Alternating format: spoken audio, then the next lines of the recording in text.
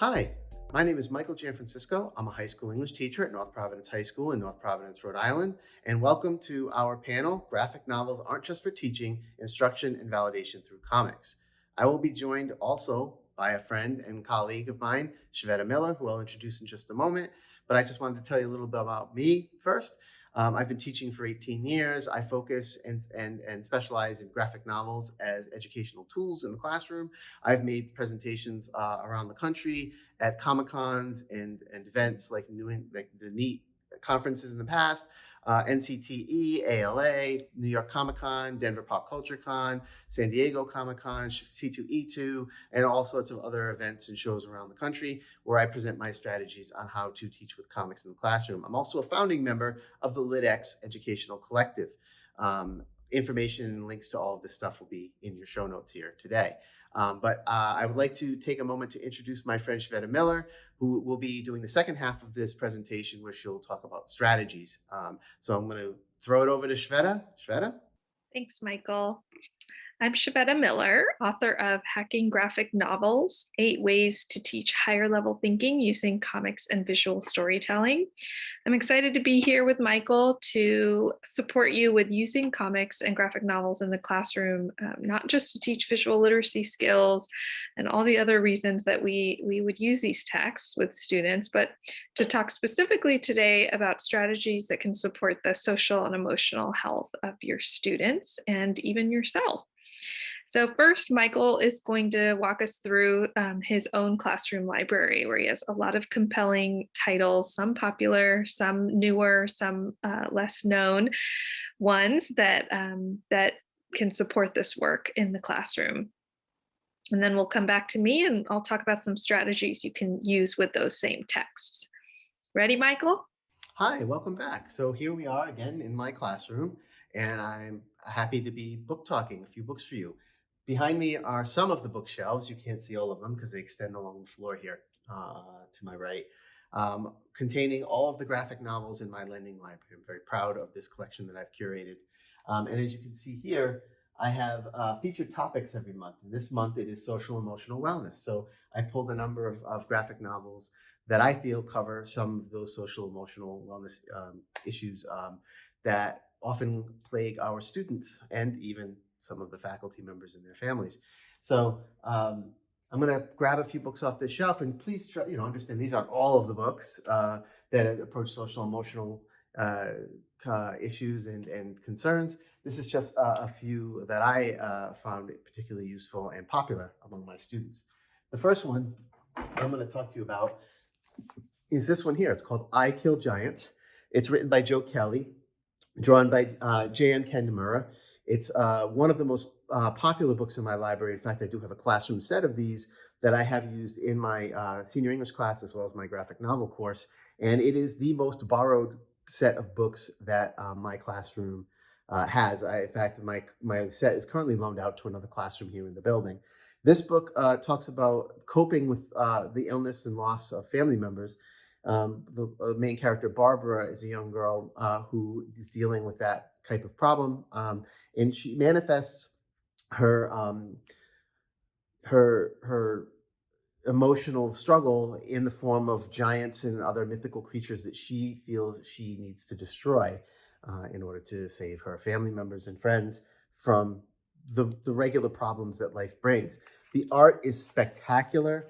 It's kind of a cross between a manga, Japanese manga style, and Western art.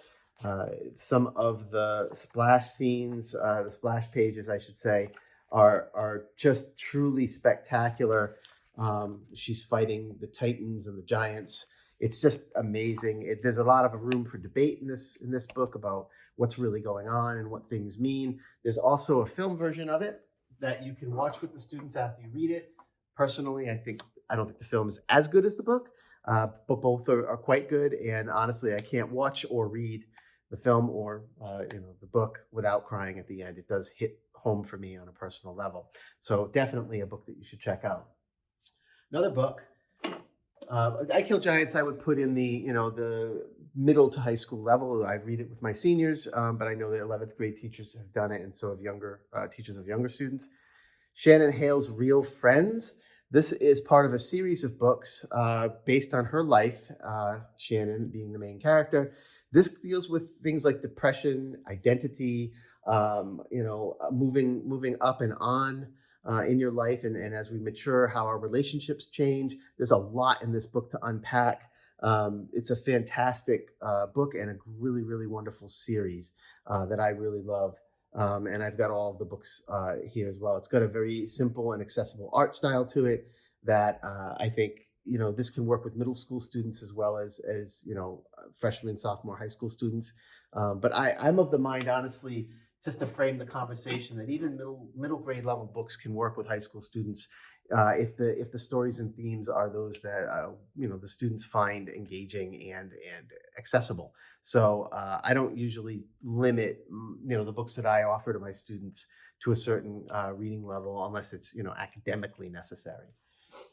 Just another book here, high school level, I would say, Stitches.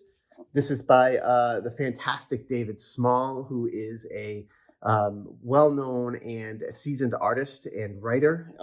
This is the story of his life, being raised by hypochondriac parents who have a number of emotional and mental challenges of their own. And a lot of that is kind of heaped on David as a child. He's actually subjected to examinations and surgeries that are unnecessary over the course of his life. And it really does have a profound impact on him. The artwork is frightening and at the same time compelling in that as David ages, the perspective of the artwork changes. So when he's young, you're looking up a lot at the characters and the sequences. So you're getting almost a view from his eyes. And as he gets older, he starts to understand more and he starts to see things for what they really are. It's a really wonderful book. I've had the opportunity to meet Mr. Small, and he is a very, very brilliant, brilliant human being. And he's got more than just this one book, but this is the one that he's best known for. I would be remiss if I didn't talk about Hey Kiddo. Oh man, this is the book when you Google graphic novels, social emotional learning. This is the one that will most often pop to the top of your list on Google or any search engine. Jarrett Krasaska's book, Hey Kiddo: How I Lost My Mother, How I Lost My Mother, Found My Father, and Dealt with Family Addiction. It's again a true story about his life growing up with and without his parents, as his mother struggles with addiction. His father is absent for most of his life. He lives with his grandparents, who are wonderful people, but he struggles. His life is full of struggle and finding himself and trying to come to define himself by his parents and by his experiences, despite the how loving and caring his aging grandparents are. But it's a really great story of triumph because obviously Jarrett did grow up to become a successful person, but it's also it's you follow his story through his life, and you are right there with him. So if you have students that are struggling with parents with addiction, or even they themselves may be struggling with addiction, this is a book that you can offer to them, or it can be a lesson in addiction for any class or specific lesson that you feel like that may be something you want to bring up with your students. It's accessible. The artwork is really, really cool. The sepia colored pages and panels are simple but very complex. There's a lot of detail, particularly facial expressions. I love the way he draws people. It's a really wonderful, fantastic book that you will not regret adding to your collection. I also want to talk about another middle grade book here, Invisible Emmy. Invisible Emmy is part of a series that I just adore this series. It is young adult, elementary to middle grade at that level. This is a book that takes place in what I call the Emmyverse. This was the first book, and there are about four others that follow it. I think there's four more that follow it that focus around other characters and kids that live in the Emmy world, like some of her friends and classmates. Invisible Emmy, like all of the books in this series by Terry Levinson, actually is two stories that run parallel to one another, and they intersect. It's like you're seeing the same things happen through the eyes of two different characters, and then in the end the characters come together in some way. It's really fantastic. It's got a couple of surprises at the end, and like I said, if you like this, there's four more books that follow it, so that's fantastic. That's Invisible Emmy. Um, Another book that I wanted to point to that maybe for older kids, high school, college level, A Contract with God. My copy's a bit beat up because I've read it so many times. This is by Will Eisner. Something historical to note, this is one of the first books that contained the words "a graphic novel" on the cover of the book. While Mr. Eisner did not coin that phrase, he was one of the first to put it on his book, and it gave us that term, graphic novels, and made it kind of more mainstream. Now, this is a book in his series about Dropsy Avenue, which is a fictional street in New York City. This is about a very pious and very religious, spiritual man. He's a Jewish man who loses his son, so he goes into the alleyway and he shouts at God and breaks his contract with God. He says, "You did not take care of my son. You broke your contract, so I'm breaking my contract with you." It's about a crisis of faith. It's about dealing with loss. It is Will Eisner's storytelling is just it's just fantastic. I love every book that he's ever done. You can buy the individual books, and they also have collections that you can purchase. I would strongly recommend any books by Will Eisner, but A Contract with God is one of the first that I found my way to, and I've read it a million times, and now I'm sharing it with my students. Back to middle grade, Guts by Raina Tegelmeier. No doubt you've heard of Raina.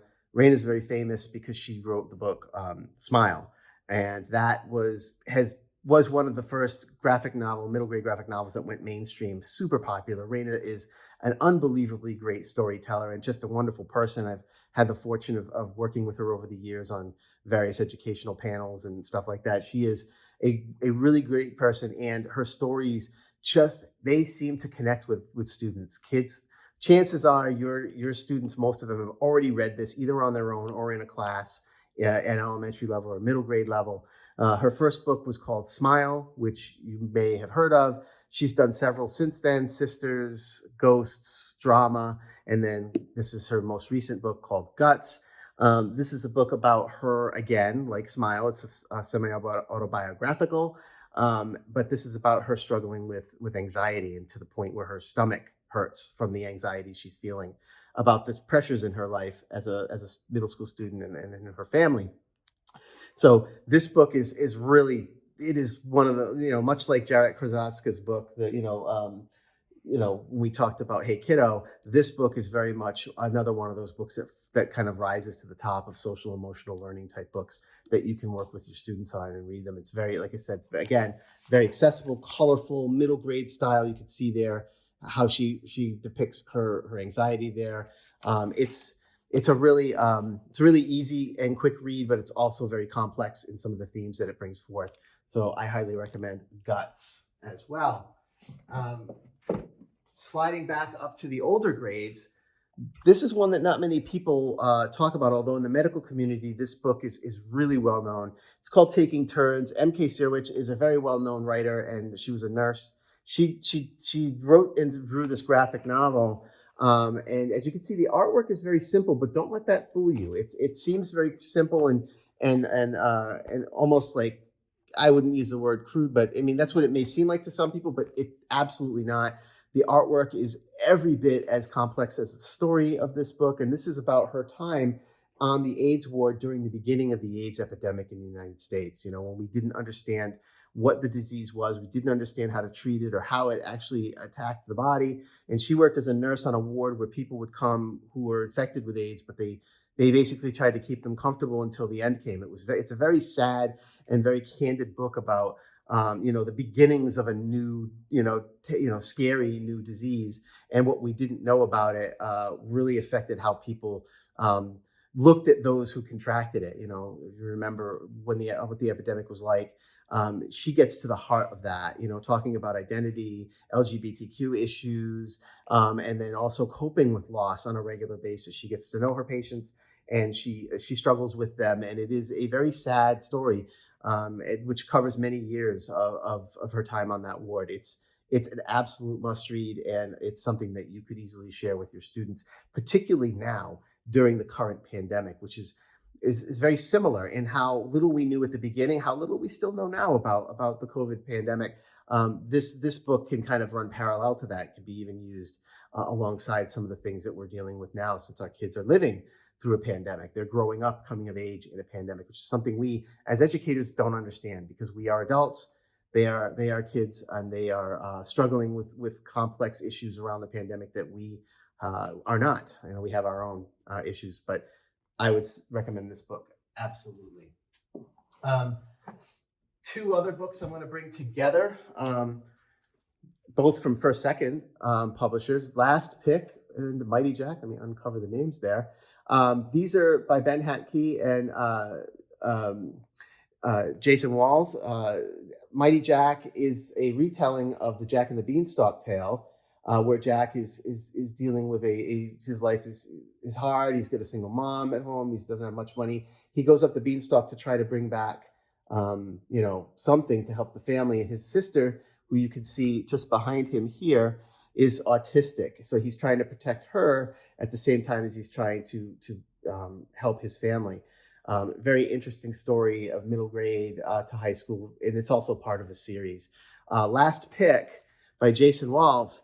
Last Pick is a science fiction story starring a brother and sister team, and again, the brother has autism. But the interesting thing about this book is his autism is functional, so we get to see what his thought process is like as an autistic person in the world. Most of the book is told from his perspective, so we get to see how he copes with not just the fact that this book is about an alien invasion where aliens come down and take all of the healthy people off the planet to they don't, nobody knows where they took them, and they leave the elderly, those with disabilities, and they leave young kids behind.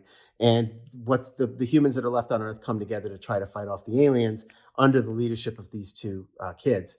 And the brother takes the leadership role, and it's really interesting to see how he copes with not just those problems, but kind of living with autism in the world, and how he interacts with other people. It's a fantastic book series, and there's 3 books in the Last Pick series that are all available. You can read them and get the whole story. Just gonna go over a couple more here. This book is really, this is a tough one because it is so unbelievable, but the story behind it is just so heartbreaking. This is called Small Things by Mel Tregonnig. This is basically the story of what it's like as what kids are with anxiety go through. Little kids with anxiety. It's mostly wordless, and the anxiety is manifested as beasts and creatures that chip off of, as you can see from this picture, they chip off of the young person as they wear him down during the course of his day. The thing about this book is that the writer and author unfortunately took their own life before the book was finished. And another writer, Nell's family, and found another artist writer to come in and finish the book so that it could see publication. And it's that part of the book makes this just so much more powerful and impactful. It's a very short, it's almost like a picture book you could use for elementary and middle grade, but I can look at this book with seniors and really unpack some of the imagery of it. It's impossible to really measure the value of this book, considering it as a whole. It's the story of the book itself and then the story inside the book. So Small Things by Mel Tregonnig, I highly recommend everybody check out this book, because it really does visualize that anxiety in a way that I've never seen done before or since. Last 2 books I want to look at, just for the superhero lovers out there. We have Immortal Hulk. This is your Marvel Comics, obviously. This is the omnibus, but you can get the individual trades that are much shorter and less expensive and not as heavy as this. But this goes back to the origins of the Hulk, retelling his childhood, Bruce Banner's childhood, because he was abused as a child by his father. So that's what this book really covers in detail. And it talks about how the Hulk was created long before the gamma rays were introduced into the story, that this Hulk lived inside of Bruce as a response to his father's abuse. So, it goes back to the idea of anxiety, of identity, and struggling with the past, told through the lens of a superhero that a lot of people are familiar with. And then you have Primer I'm just going to talk for a few minutes about this, but Primer is part of the DC Inc. series, or the DC, the DC has been re-releasing a lot of their heroes and reinventing them in modern times as teenagers in the world, giving their powers a little bit more of a realistic slant to it. This is about a young girl who's adopted, who finds a series of paints that, when she uses the paint, they give her superpowers, and she calls herself Primer. And it's about, again, about identity, about kind of coming to terms with who you are, finding a love and a new family, but also the struggle, to be creative and to be artistic, when you're also trying to rebuild your life around a new family. So it's a really great story. A lot of my students love it, and there's a whole series of DC books like this that focus on a lot of the different heroes. This is a new hero they created for the series, but there's a retelling of Batman, there's a retelling of Catwoman, there's a retelling of Green Lantern, Superman, Wonder Woman, all the characters that but they bring them back. Even the Harley Quinn book is one that a lot of students like, called Breaking Glass. Check out the DC Inc. series. You can often find these in your local bookstore under the kids, in the kids book area, or around the younger kids books. But they're great stuff, and my even my high school students like these. So there's lots of other books, as you can see behind me, that I didn't get a chance to talk about, like Go with the Flow, which talks about puberty and women in puberty, young girls told through the eyes of teenage girls who are going through the change that happens when you become an adolescent. So that's a really great. The Story of the World by Heart is a European book that was brought over about a man who deliberately for 2 months isolates himself in the city of New York, and it's all about trying to find comfort and to tamp down his anxiety and his social issues. So there's lots of other stuff. So we'll come back at the end after Shveta has her chance to tell you about some strategies, and we'll give you some contact information. So if you want to know more about some of these books and other recommendations, you can reach out to us. So without further ado, thank you for your time. I appreciate you joining me in my library this afternoon or morning, whenever you're watching this. And I'm going to turn things back over to my friend Shveta Miller, who's going to give you some strategies on how to use these books and others. Shveta? Wow. Thank you, Michael, for sharing so many rich titles. Some of those I haven't read myself, and I'm excited to dive in and hear about maybe some of the experiences our viewers have with bringing those texts into the classroom. Before we start diving into actual instructional strategies for leveraging those amazing texts that Michael showed us, I want to first anchor our time together in this common definition of what we mean when we talk about social emotional learning in the classroom. This is a definition from CASEL, the Collaborative for Advancing Social and Emotional Learning. So I'm just going to leave it on the screen there to just provide an opportunity for us to make sure we're using a common terminology, because I'm going to walk through the phrases in blue and how they specifically align with what we see in the text that Michael described.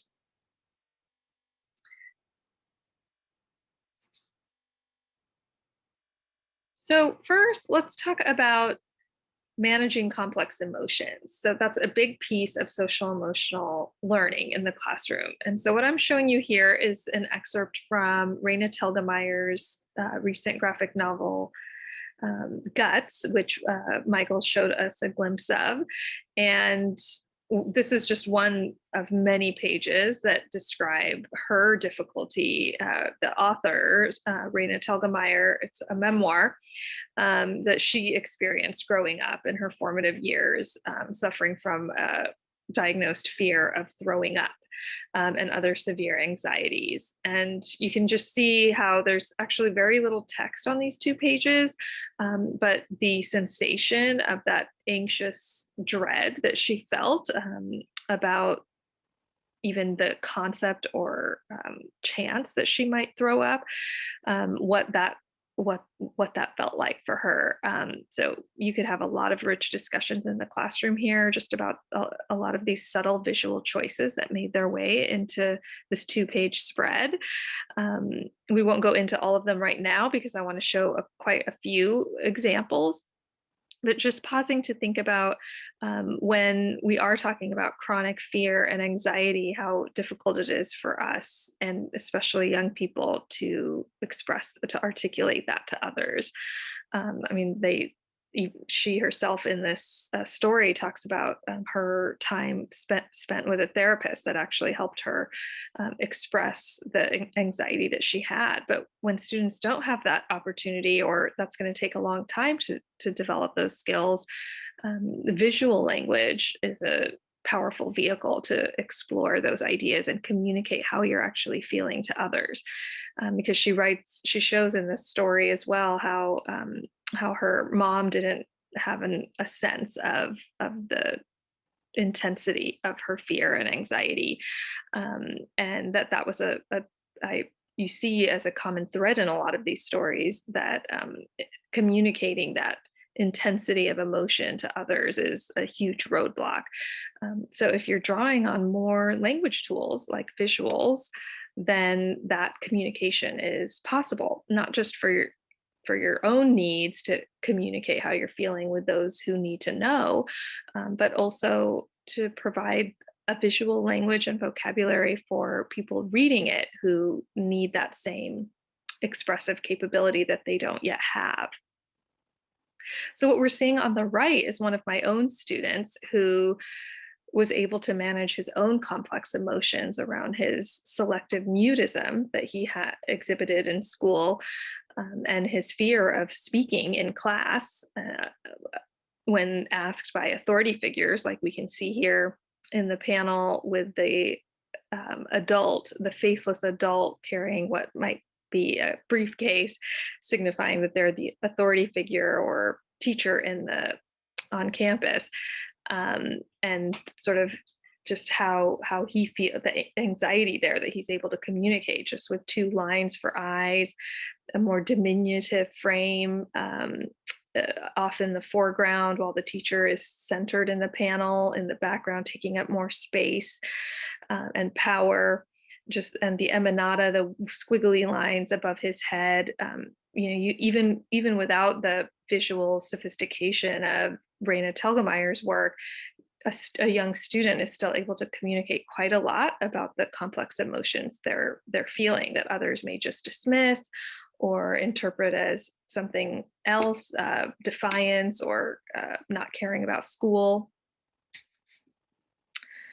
Developing healthy identities is part of that social emotional health, from that definition we are getting from Castle.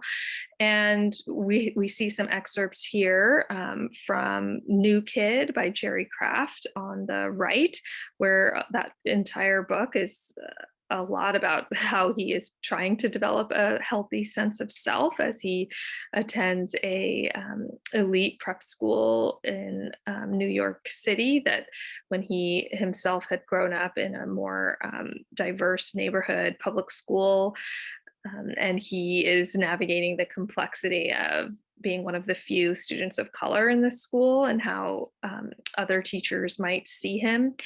And so in this scene, you can see that right here, Jordan, the character, is outside of all of the frames and he draws himself as what he assumes his teachers see him as a typical, stereotypical image of a Black male student, middle school student. So this is in a scene where his teacher finds his journal where he's sort of processing some of the microaggressions he's been experiencing at school. And she interprets his writing and thoughts as anger, and he seems to feel like she's drawing on an image of him that is not accurate, and he's really confused by this. And he draws himself outside of all the frames. That's not really who he is, but that's how he's being seen here. It's more complex than I'm even giving justice to right now, but it's just yet another example here of how subtle visual choices and juxtapositions in graphic novels can help portray and communicate a lot about the complexity of how we do develop our identities. Um, Empathy for others, going back to one of my students, I love to use this example just because it's really represents how minimally drawn and spare and simple and crude the drawings and images can be, where when our students can still gain tremendous value. The fine rendering and artistry is not critical here when we're talking about the social emotional benefits that students get from working with visual text. So even though we have just simple lines and circles here, no color, no sophisticated computer program, clip art, or anything like that, um, and in fact, what happens when we actually remove a lot of specific details in how we draw something and make it more spare and minimalist, we're actually opening up the possibility for more readers to empathize with it, to connect it and see it in personally relevant ways. Because if we were to draw the faces more realistically, then readers are conjuring a specific image of a specific type of person or a type of student or a type of young man or a type of um, they're being told what to see or who this story is about or who this connects with. But when all those details are erased and you just have a simple circle for a face and sticks for a body, it could be anyone. It could be me. It could be whoever happens to be reading this can relate in ways that are personally meaningful. Even in this image here, where the student is sitting outside of his class in a large public high school, the lack of specific details makes this seem like, hey, this could be anywhere. I could be in my church. I could be um, in my apartment building.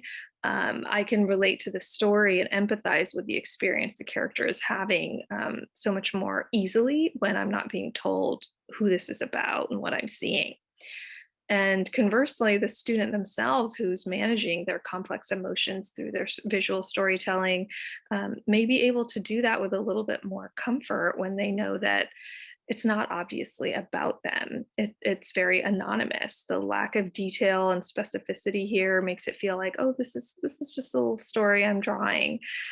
It's not like you're divulging so much about your personal struggles as you are when you're writing, when you're committing something to just pure prose that is very raw, and you have to be very vulnerable to do that. You still have to be vulnerable in your visual storytelling, but perhaps a little bit less so. I think it gives students some bravery to explore their social and emotional challenges um, in ways that are age appropriate, that maybe writing and other forms of storytelling don't allow for.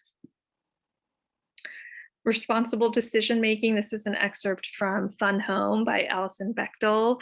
And what we can see here is her visual choices. She's remembering in her youth how she um, uh, had a journal, and she used her journal to kind of manage some of her anxiety. And you can, what she does is I think she's recreated the writing style she used in that journal, and she's talking about how she had these almost obsessive compulsive habits of how she would draw. And you can see some examples here, some symbols she would use, some um, uh, sort of sloppy writing, and that it was a kind of manifestation of the anxieties that she experienced at that age. And you can see on this page here, if you were to pause and read the page, this is an attempt she's had to manage that coping mechanism she had, the way that her anxiety spilled into her writing. You can see she's trying to experiment with ways to manage that. And so I thought that was a great example when I reviewed the Castle definition of social emotional learning. And we're talking about responsible decision making, being able to see other people grapple with their chronic habits, anxieties, flaws, peccadillos, fears, have to see visually how that manifested in their own handwriting, and then what, a calendar that they made for themselves looked like as a strategy to try to cope with it. To be able to actually see that in a story, I can imagine is very powerful for students who are experiencing similar things. You can see what somebody else tried. How did it go? What did it look like? Developing and maintaining supportive relationships, a big part of social emotional health. Again, we have an example here from New Kid on the left, one of Jordan's friends, another student of color. In the story, Drew, he has a developing friendship with a girl named Ashley, and he actually misinterprets a gift she gives him as being another microaggression because he's experienced so many of them, and there was so much overlap between what she did and what the school librarian did and other teachers had done. And so he's wrong. He finds out that her gift is actually authentic and meaningful and personal, and not derived from a stereotype of who she thinks he is. But he's kind of caught off guard. You can see it in his face here that he was wrong. And you can really sense that it's difficult for him to, being a student of color, a minority in this environment, to be able to suss out who's being authentic with me and who's not, who sees me for who I am and who sees my race. And so just the way that the visuals are able to show, Jerry Craft, the author, uses very similar visual choices when portraying this scene, that are similar to the scenes where Drew is actually experiencing a microaggression from a white person in his school.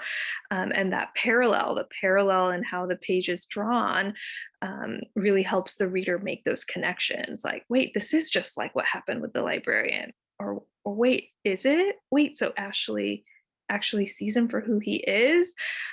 So when we're talking about the complexity of developing healthy relationships with others, the choices that a graphic novelist can employ, can really be powerful for our student readers to be able to feel those feel those challenges for having those relationships and maintaining them. Similarly, this is not necessarily something you may teach in all grades. This is by Mira Jacob. It's called Good Talk. And it's her own memoir about conversations she had with her son during the Trump election about race and race relations and identity formation. And one thing Mira Jacob talks about is her visual choices here, where she uses a lot of cutouts and also photographs to imposes those on background scenes. So not all of it is drawn in sort of the style you might usually see in a graphic novel. There are a lot of cutouts and collage type pages. And you can see here the expressions, they're not looking at each other. And that's often something you see in her book. They're looking at you, the reader, and their expressions don't often match what's being said on the page, in their dialogue and their conversations and their good talks. And in an interview, Jacob actually says one of the reasons she chose to do that was because she didn't want to be holding the emotional heft and weight of these experiences for her reader. She wanted the reader to hold some of that, and potentially white readers, because she feels that she's already had to hold the weight of those experiences, racist interactions, microaggressions, even worse, trauma, and this was a chance to sort of not make that visible in her characters, in herself, in her images, in her son's image, but to actually put that responsibility onto the reader. So that was just kind of an overview of how some of those titles that Michael shared with us and some others that I included, how they really do tap into the social emotional, all the different facets of social emotional learning, why those texts are so relevant to be bringing into the classroom for students to read and unpack. So let's move forward to talk about a couple strategies that will help you do that with your students. So one strategy is what I call inspired imitation, which means that students are looking closely, reading and analyzing the visual and textual choices that an author is making in a given panel or page or in the text as a whole. And just the way that they use mentor text when reading and writing, they are using the panels and visual techniques that they observe in their graphic novels that they're reading. And they are attempting to copy them and make them applicable to their own lives or stories they want to tell. So, what we see here is an example of a panel from Persepolis. And this is a scene by Marjane Satrapi. And this is a scene in the story where her family is feeling quite alone and isolated in Iran after a lot of their friends and acquaintances have left during the revolution. But they've stayed behind. They want her to continue going to a French school, and they made the decision to stay in Iran. And you can see that, some of these choices, it's from a bird's eye view. We see Margie from behind, her shadow, the trees all sort of uniform in a line going the perspective where it's decreasing and getting narrower in the background here. The trees are replicating one after the other. It almost feels like a funhouse mirror. It's unclear where is Margie going into forward, what's going to happen in her future. She's alone, dwarfed. And so when we studied this together in class, one of my students in his journal had roughly sketched using some of the same techniques here to illustrate his experience of when he first transferred to our high school, which was a large public school with a really imposing building, the architecture, and how it's a school of 6,000 students, and how dwarfed he looks compared to that massive building, and the replication of the trees I can see in the windows here. And he wanted to communicate that same anxiety, that same feeling lost and alone. So when we're talking about inspired imitation, we're talking about looking very closely at the mentor text, the graphic novels that they're reading, and really thinking about how is this writer creating this text? How are they inciting empathy from me as the reader? How are they able to communicate this inexpressible anxiety? What tools did they use? And then actually trying to do that on their own. Now, you might see this example and say, oh, well, he's a skilled artist. Like, look at that. He got out the ruler. He did some shading. That's my students can't do that, or not everybody can do that. And it's unfair to expect them to. But I'll remind you of some of the other images I showed of other students' work, where you can accomplish quite a lot with just very simple shapes. And actually, a lack of detail can be just as impactful. And also noting that tracing and copying and redrawing is a very legitimate strategy here. That as we trace others' work, we're not only is it forcing us to really closely observe all the details that they put into the work and to think about it as we're taking our hand and drawing over that picture, but it also equips us with some of those drawing tools and skills. Oh, well, I never thought to draw a tree that way. Or I always, I didn't know that one way to show that it's behind the other tree is to draw the line this way. And so as we're doing that, we're developing a toolkit, a set of tools that we can use to express other things in visual work. Another strategy to use with any of these texts in the classroom is collaborative meaning making. And again, this doesn't apply to just graphic novels, but this is how that can look with graphic novels specifically. Students do slow looking skills with analyzing the page, really looking closely, scanning it with their fingers, turning it upside down, looking at it under different light, holding it up, holding it far away, zooming in on certain corners. focusing their eyes just on color use, then changing their lens and focusing it on just on shapes that are used. So really combing through each image to say, notice, what do I see? And then sharing your observations with partners and group members and the class as a whole, because I guarantee you what you saw, no matter how closely you looked, is not going to match up with what other people have seen. And students begin to notice when they hear what other people were drawn to, what other people chose to notice, or what they noticed first versus what they noticed last with a second or third look. We start to notice that who we are really determines what we see, and what we see first and what we pay attention to. So really we can't take graphic novels and comics into the classroom unless we're planning to make that a collaborative experience, because if we're only looking at things ourselves, we're missing quite a lot. And we're missing an opportunity to self-reflect on, why was I attracted to that, or why did I miss that detail? What does that say about my experiences and my perspective compared to what my peers saw? Now, when a page is particularly complex to annotate and analyze and decode, I found it really helpful to do this in a group exercise. I'll blow up that page or just photocopy it and put it on a chart paper, and have students take different color markers.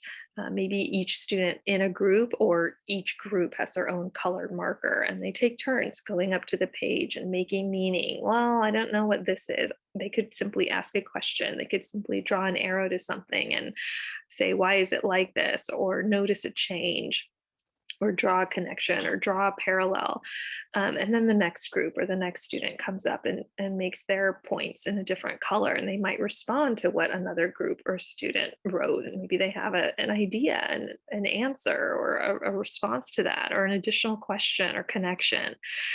So what happens when we think that a page is really complex, what we see is that collaboratively we can make quite a lot of meaning from it. Now on the right, you see here, my video might be blocking that, but you see this is from Scott McCloud's website. He's the author of Understanding Comics, really a seminal text when talking about how to read and study graphic novels and comics. And he has a great game called Five Card Nancy. And for purposes of time, I'll just suggest that you go look it up. But it's a card game that you can play with a comic strip that allows students to really work collaboratively to make meaning and negotiate meaning among random panels in a comic. So they're actually piecing them together, and making sense of, well, this one would go next because of this. And it's not always obvious, right? Because there's a lot of gaps between each panel, those gaps that we call gutters, between the frames, where a lot has actually happened when you go from the picture in one panel to the picture in the next. And so this is just a fun collaborative exercise to do that really challenges students to make that meaning together. And finally, of course, giving students that opportunity to use the medium to do their own memoir writing, like a lot of the texts that Michael shared with you, and a lot of the ones that I'm showing here, to be able to use those that they're studying as a mentor text to do that same kind of visual storytelling, to grapple with those social emotional experiences, developing and maintaining healthy relationships, having empathy, and managing complex emotions, and solving difficult problems. So what you see here are some examples of how I've modeled the same process in front of my students to tell my own stories of my life. And this is an example of another teacher I've worked with who did the same. And again, you're not seeing here that neither of us are what a stereotype of a good artist, but we're being brave and putting ourselves in, taking ourselves out of the comfort zone and grappling with this new set of storytelling tools, the visual medium, to explore the subtleties and nuances of our own social emotional stories in order to bravely tell them and share them with others. So for a lot more information and tips and strategies on how to do that yourself in the classroom, if that feels like something scary to you and like, oh, I would never do that, but I do want my students to be able to do that. Well, I highly recommend taking a look at my book, Hacking Graphic Novels, because I similarly had that fear and anxiety about doing that work with my classes. And I've partnered with so many teachers around the country who've done it successfully and put all of our tips and strategies into this book. So not just with how to model the graphic memoir process, but also how to read comics and visual storytelling in complex and rigorous ways, and then how to equip students with those storytelling tools to not just tell their own personal stories of social emotional challenges, but also to show what they know about any topic, about gravity or the thermodynamics or World War II or um, the economic crisis, like just how they can use drawing and visual storytelling to communicate anything that they're learning and to process what they're learning. So I do hope you'll check it out. And I hope today we gave you some good strategies and some texts that you can use to actually teach those strategies and bring those strategies into the classroom. And I hope you're getting a sense that this is really powerful, meaningful work that your students can benefit from, not just academically, but it also just it will help them achieve that self-actualization to be healthy humans. So thanks for hearing some of those strategies. I hope you find them helpful, and you can always reach out to me if you have questions about them.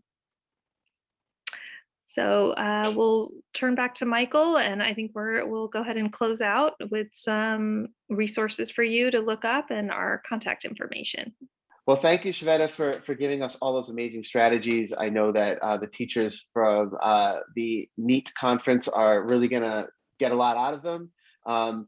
Again, my name is Michael Gianfrancisco, high school English teacher. You can find me on Twitter at Trying Teacher. I'm also a member of the LitX Educational Collective. That's where this video is hosted. So please subscribe to our channel for more great comic videos, including some panels with Shveta on them. And you can follow LitX on Twitter at WeAreLitX. Yeah, it was great to join you, Michael, and see your library and have you share some new and compelling titles with us. Yeah, and I'm happy to partner with any folks who are watching this and have follow-up questions, or maybe you've tried something we shared today and you want to let us know how that went. Always eager to partner with teachers out there. You can find me on Twitter at Shveta Miller. And again, my book, Hacking Graphic Novels, is available on Amazon and the Times 10 Publications website. So yeah, thanks for joining us today, and we're here for you if you need us and have questions. Thank you so much. Enjoy the remainder of the conference. Bye-bye.